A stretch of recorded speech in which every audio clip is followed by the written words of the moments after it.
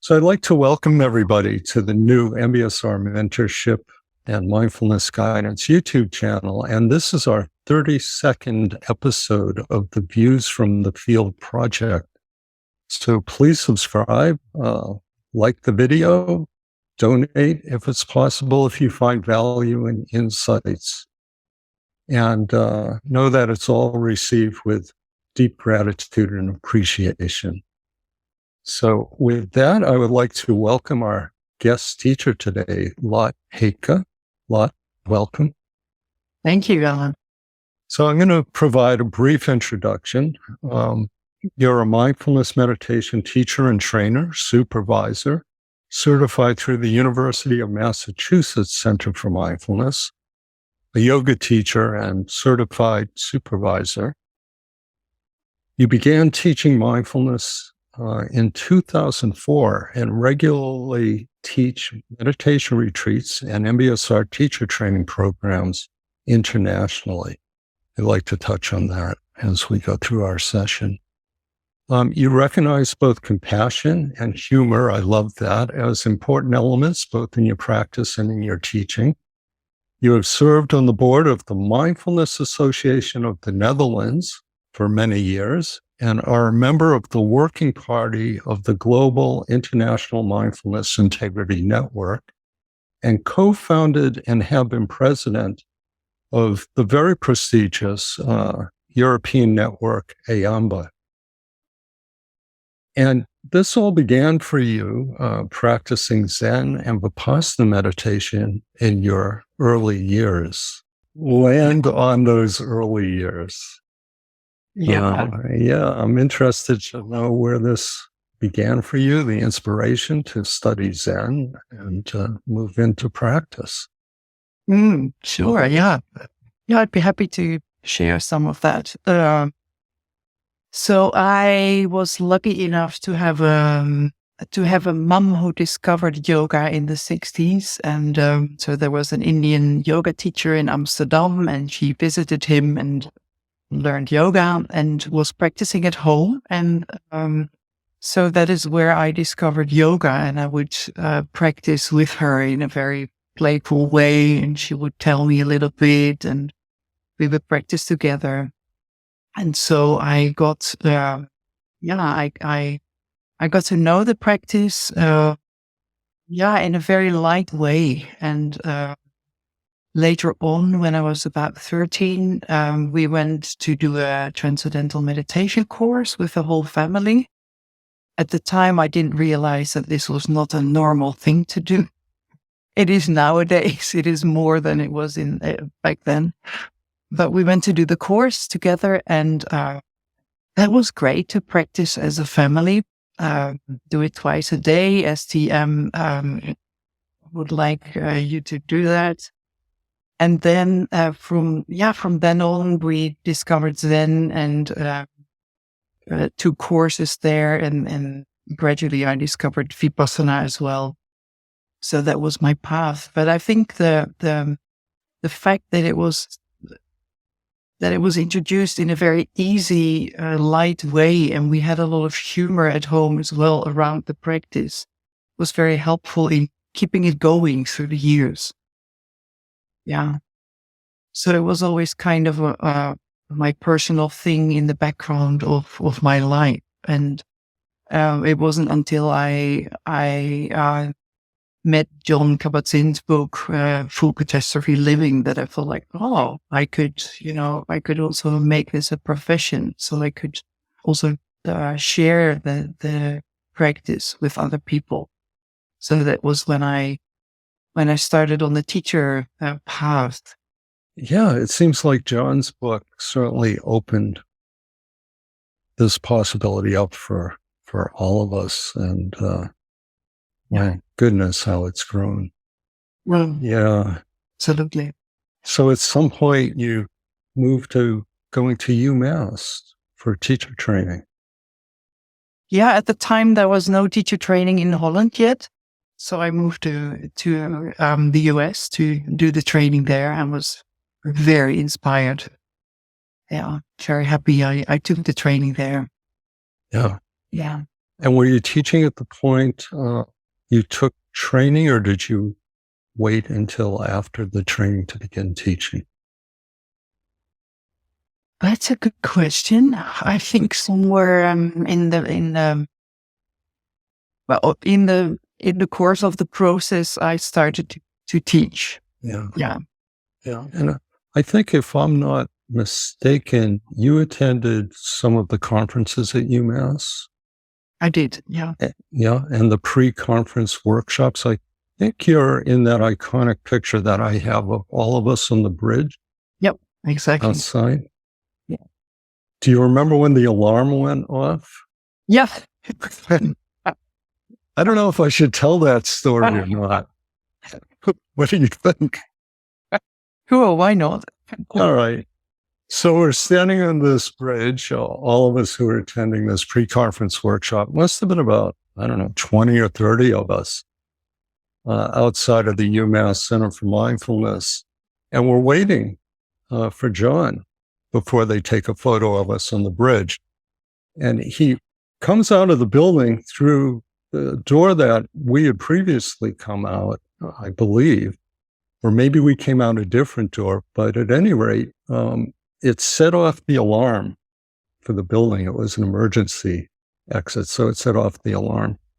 So it was one of those classic moments that, I don't know if this happened for you, Lot, but it took the pressure off of me in terms of mindfulness, because it was like, well, if John can set off the building alarm, well, you all have permission to be human. Oh, yeah. Absolutely. Yeah. Yeah. Yeah, that's such an important theme. It is. Yeah. Yeah. So, all right. So here we are. And you certainly have come a long way. How do you view your practice may have changed, if it has at all, over the years, from that beginning playfulness with your teacher in yoga and where you are now? Being Dutch, I'm a bit hesitant to use big words. That's not so much in our culture. But I think if I think of my practice over the years, it may have become more compassionate, more human, I guess. When I first started on the path of Zen and vipassana, I think I had the bar was very high, and I thought I should be a super student, like so many of us. And I think over time I've discovered that was not necessarily the aim of the practice, to be a super student. And I think it has gotten more and more normal and human and smaller, like just this moment. And whatever it is, whether I set off the alarm or say something funny or stupid or foolish or very wise or, haven't slept very well or I'm very bright, whatever it is, and that this is what it is. Yeah. Well, that's beautiful. As you say that, I feel how we relax into our humanity, and this is it. We don't have to, as much of an air I might put on as I go through these kinds of sessions in some unknown way or actually known way to me. Really, this is it. And we should just be ourselves and transparent. And that's enough. Yeah. Can you speak a bit how your practice now is somehow encapsulated in a word that you wrote to me, and that word is clarity? I think that's what the practice does, doesn't it? It brings more clarity to the heart and to the mind, and more understanding. So I think that goes for my own practice, but also for my work. I think if I can summarize my work, and that is probably for everyone who is present here today, it is also about bringing clarity. So separating the whole storytelling, fabricating mind, and what is the reality of the moment. And I love it if people in my retreats get more clarity. So because of their practice, but also in the teacher training, the workshops that I teach. I love to zoom out also in the teacher training and the workshops, and to zoom out and to pause, like, what is it actually that we do here? Not just the facts of, this session we do this, or in inquiry we do that, but to pause with the deeper meaning, if you like what is it that we do as teachers? And usually if we spend some time reflecting on that, our role or our task, if you like, or our understanding of the work, then so much clarity arises. And then from that, there is so much more meaningful teaching practice, I think. Reflecting on that, what is it that we do as teachers? We hold the space for a certain unfolding. Yeah, and I believe supporting others to find to connect to the reality, to just the reality of this moment, and that can be challenging, as we all know. But to arrive at this moment where this is happening, and rather than being in our stories or patterns or our beliefs. Yeah. Coming back to that word clarity again. Yeah. Yeah. Yeah. Clarity and being human, I think. And that is something that comes up as well. After something you said before, and I think it's a kind of a misunderstanding in the field among teachers, that once we are teachers, or we are on this path, that we should never be angry anymore, or we should always be good people, and we should always love all the people we work with, and that not allowing ourselves to be human beings, and just the ordinary things that happen in life. And I think that's also part of the clarity. So seeing that this is all part of our teaching, our life. And how is it then that, it seems you kind of have gravitated towards the organizational aspect with the 3 organizations I named in the introduction that I know that you're involved in. How is it that kind of formed for you or began for you? I think in Europe, somehow the mindfulness field grew into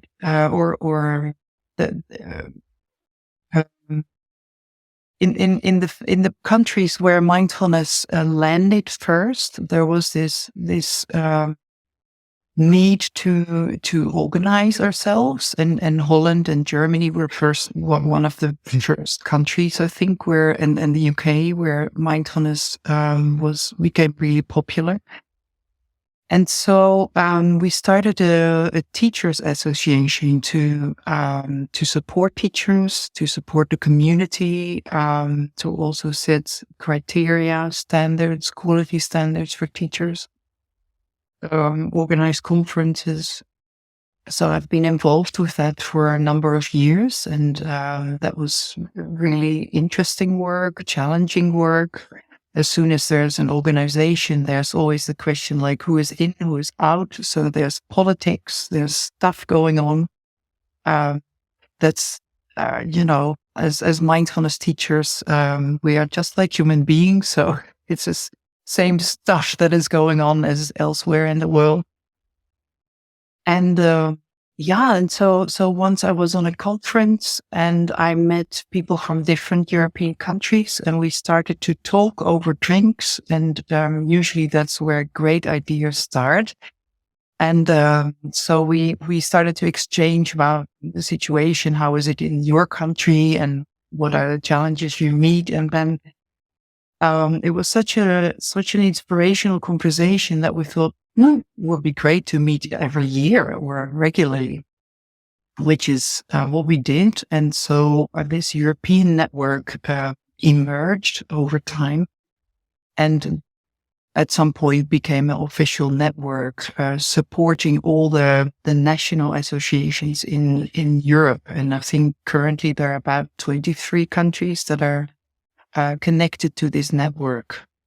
And some countries have huge numbers of members, and other countries have just one member that is, the first teacher in the country trying to set up the community. And for me, that is so touching to see the differences in the network, and also, the opportunity it gives to support each other. Then that has been a real beautiful experience to learn from each other and to see how the network was growing over the years. And and some of the things we organized were like yearly retreats just for teachers, which was lovely because we had regular silent retreats, but always at the beginning, at the end, possibility for teachers to meet each other and to exchange. So people from all over Europe come to this retreat. There are people who come back every year. So there's a community that has emerged there as well. And so in the summer, we always have a festival, like a conference type of meeting of 2 days where we organize workshops and talks for teachers. Does that happen in different countries, or you meet at the same location?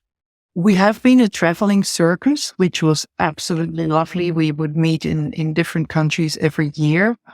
In Corona years, of course, we've gone online, and I don't know how it will develop in the next years, because I've stepped down from the organizational work a little bit. So let's see.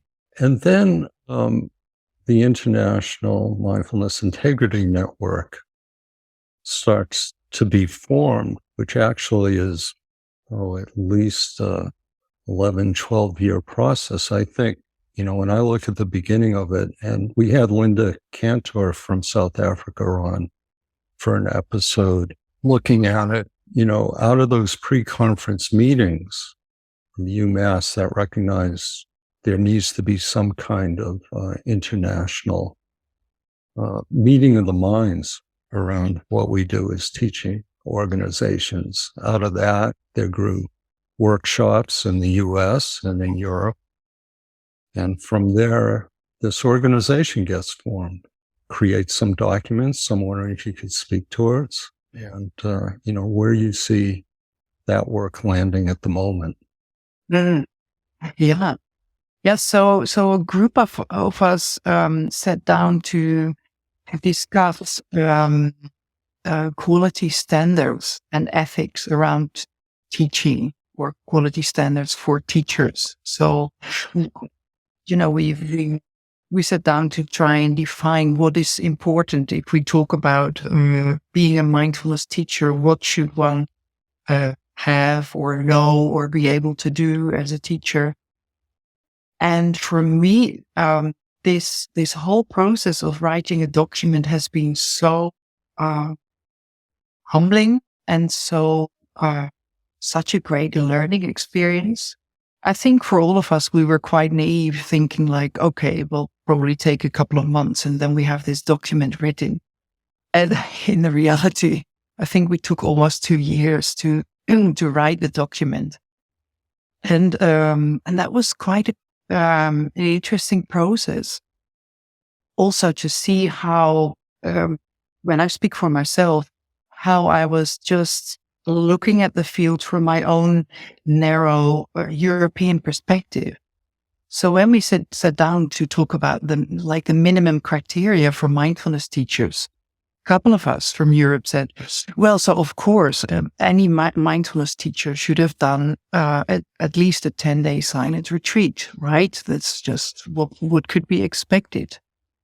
And then the colleagues from South Africa and Australia said, well, yeah, that's certainly to be recommended. That's certainly a good idea. But in our countries, that might not be possible to ask, simply because the distances are so big. It's quite a lot of hassle to travel to a retreat place. There's maybe not so much on offer, and also the economic situation may not be so that people can easily take 10 days off to sit a retreat. And for me, that was so enlightening to have those viewpoints from different parts of the globe, and to see how many different situations there are, possibilities or impossibilities, and so it took a bit of time to come to a document that was a good basis, and that was, as we called it, a working document, so that could be used for people anywhere in the world as an inspiration, as a starting point, and that they could use for their own particular local or regional situation. So coming back to your work in particular, you're engaged in teacher training and holding retreats around the world, globally. Currently, right now, I believe you're teaching in Turkey. I do that, yeah. Although it's not live anymore, but online currently, and so I've been teaching in different countries in Europe recently. So, how do you find teaching with the cultural differences that you might see? Yeah, so I think I shared with you, like, in different countries, I've had different questions. Like, I remember someone in another country asking me after we had these discussions about the body scan, like, but what could it be that, in our country, people are not so, how can I say that? The body scan is not so suitable for us, in our culture. Yeah. And seeing that cultures where I teach are different, of course, they're all different. But the way that the practice lands is, I think, pretty much similar in most of the cultures that I've been to. Yeah. And are you generally co-teaching or teaching solo? I'm both. Yeah, it depends. It depends on what I teach and where I teach. But I also do a lot of co-teaching. It has to be asked, I think, given that you have an MBSR program that you're holding online for your group in Turkey.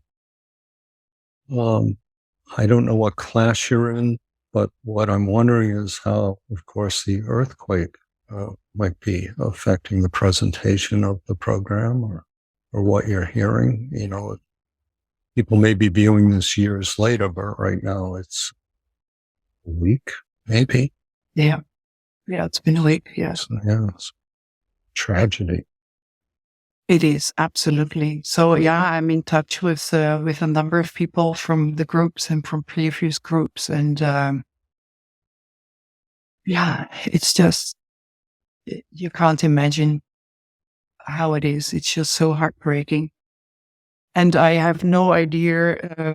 I think it is too early to say how the programs will develop, and it's up to our colleagues with whom we work together, how it will continue.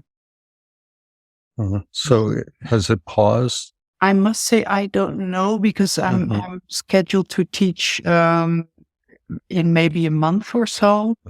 Okay. So we're just supporting the group of colleagues there. So we'll see how it develops.